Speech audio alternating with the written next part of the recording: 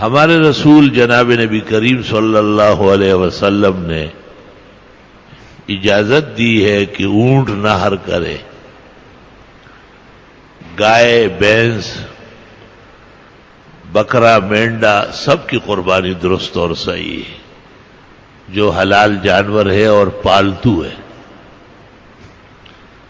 یہ بغیر شک شبے کے حلال جانور ہے۔ اونٹ، گائے یا بیل، بھینس یا بھینسا، بکرا، بکری، مینڈا، مینڈی، یہ یقیناً حلال جانور ہے۔ لیکن گدھے کی قربانی یا گھوڑے کی قربانی یہ اختلافی ہے،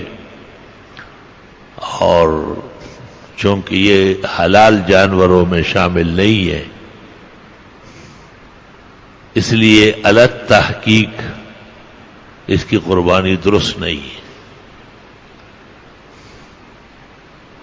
اسی طرح اگر کسی نے ہرن پالی، ہرن بڑی مہنگی ہے اور بہت بہترین گوشت ہوتا ہے اور بہت عمدہ شکار ہے، لیکن بنیادی طور پر وہ پالتو نہیں ہے، وہ وحشی ہے، اور پالتو جانوروں کی قربانی ہوگی، وحشی کی نہیں ہوگی، وہ بھی درست نہیں ہو، قربانی نہیں ہوگی اس کی۔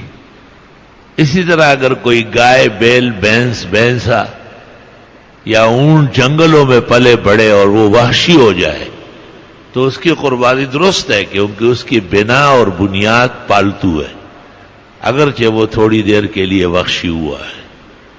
یہ مسائل بالتفصیل فقہ میں ہدایہ رابی، اضحیہ وغیرہ میں موجود ہے۔